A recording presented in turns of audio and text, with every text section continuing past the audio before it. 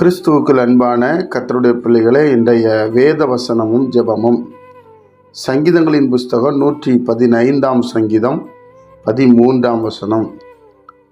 கர்த்தருக்கு பயப்படுகிற பெரியோரையும் சிறியோரையும் ஆசீர்வதிப்பார். என் அன்பு கர்த்தருடைய பிள்ளைகளே, நாம் ஆசீர்வாதத்துக்காக பல காரியங்களை செய்து கொண்டிருக்கிறோம். ஆனால் வேதம் இங்கு அழகாய் சொல்லுகிறது, கர்த்தருக்கு பயப்படுகிற, கர்த்தருக்கு கீழ்ப்படுகிற, இல்லைன்னா கர்த்தரை பின்பற்றுகிற, கர்த்தர் தம்மை பின்பற்றும் உயர்ந்தோரையும் தாழ்ந்தோரையும் ஆசீர்வதிப்பாராம். தேவனுடைய பிள்ளைகளே, கர்த்தரை பின்பற்றுகிற, அதாவது ஆண்டவராய் இயேசு கிறிஸ்துவினுடைய காரியங்களை பின்பற்றுகிறவர்களுக்கு ஆசீர்வாதங்களை அவர் எல்லாவற்றையும் எல்லாம் உண்டாக்கி வைத்திருக்கிறார். அப்போ அவங்க ஆசீர்வதிக்கப்படுவாங்க என்று சொல்லப்பட்டிருக்கிறது. பயப்படுகிறதால் கீழ்ப்படுகிறது என்று சொல்லலாம். ஏன்னா அவருக்கு பயப்படுற பயம்தான் நம்மளை ஆசீர்வதிக்கும். கர்த்தருக்கு பயந்து அவர் வழிகளில் நடக்கிறவன் எவனோ அவன் பாக்கியவான், அவன் ஆசீர்வதிக்கப்படுகிறவன்.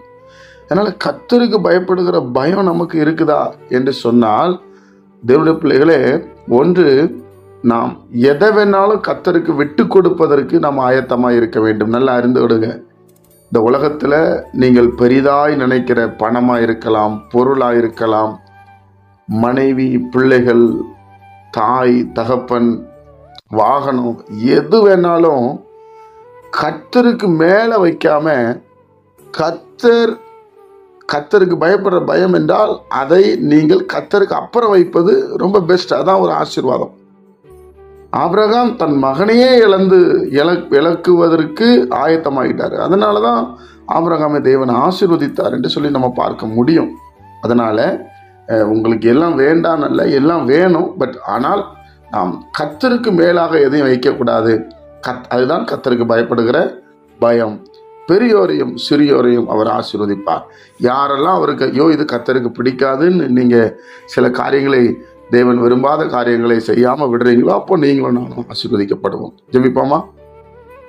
பிதாவே, உம்முடைய குமாரன் இயேசு கிறிஸ்துவின் நாமத்தில் வருகிறோம். இந்த நல்ல நாளுக்காக நாங்கள் உமக்கு நன்றி சொல்லுகிறோம்.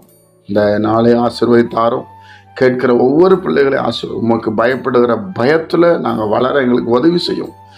சரீர பலவீனங்களை எடுத்து போடும், மன சோர்வை எடுத்து போடும், தடைகளை யாவும் மாறட்டும். இயேசு கிறிஸ்துவின் மூலம் இந்த ஜெபத்தை தாழ்மையோடு எடுக்கிறோம் நல்ல பிதாவே, ஆமென்.